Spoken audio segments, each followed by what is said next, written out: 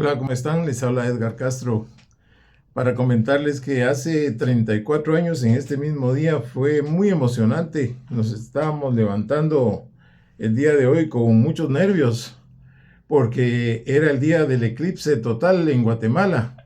De todo el mundo, en Guatemala se iba a ver este eclipse que iba a empezar en Baja California e iba a seguir recto por el sur de México, iba a entrar a Guatemala y luego iba a seguir por toda Centroamérica, Panamá, Colombia y llegaba hasta Brasil. Nunca habíamos visto un eclipse total en esta época, hace 34 años, y nos habían dicho que se oscurecía el cielo y se podían ver las estrellas, pero ¿sería cierto? Pero nuestra preocupación principal no era eso, nuestra preocupación principal era que estuviera despejado el día, porque ustedes saben que en julio es cielo nublado, normalmente en Guatemala. Entonces era nuestra mayor preocupación, o ir a algún lado donde se nos fuera a nublar, que no fuera a pasar eso. Entonces tuvimos que analizar si nos convenía ir a Zacapa, que generalmente está despejado y no está lloviendo, o ir a la costa sur, porque la costa sur también es un buen lugar por el viento, que puedes mantener las nubes despejadas.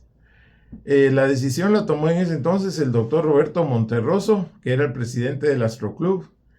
Hace 34 años no existía la Asociación Guatemalteca de Astronomía ni la Universidad Galileo con Astronomía. No había más que un club de 6 u 8 personas que nos juntábamos cada miércoles por la noche a estudiar astronomía. Y a nosotros nos tocó la responsabilidad de decidir dónde ir con los camarógrafos y el equipo de televisión de 2 canales que había en Guatemala en esa época, canales 11 y 13, que nos acompañaron para llevar a cabo la filmación de este evento. Esto era lo más importante, era ir a un lugar en donde pudiéramos asegurar que se iba a ver. Y efectivamente, el doctor Monterroso tomó la decisión de irnos a la costa sur y tuvimos un cielo despejadísimo, despejado completamente. Justo a esta hora, que eran las 2:45 aproximadamente, empezó el eclipse. Recordemos que un detalle, el presidente Serrano había ordenado que se corriera 1 hora debido a que querían hacer ahorros de combustible. Entonces no teníamos la hora normal, sino que teníamos una hora corrida. En realidad era la 1:45, pero la hora civil era las 2:45 en esa época. Entonces, a esa hora, justo a esa hora, empezó a desaparecer el cielo como lo conocemos.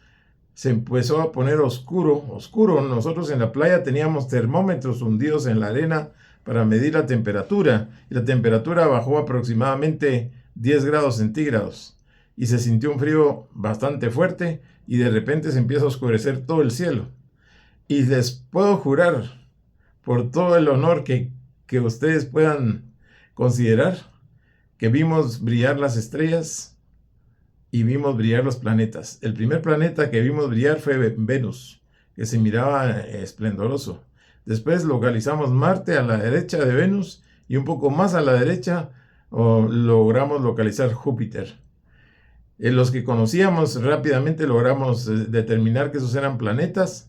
Y otra cosa muy importante, logramos determinar que el Sol no estaba detrás, digamos, al ocultarse.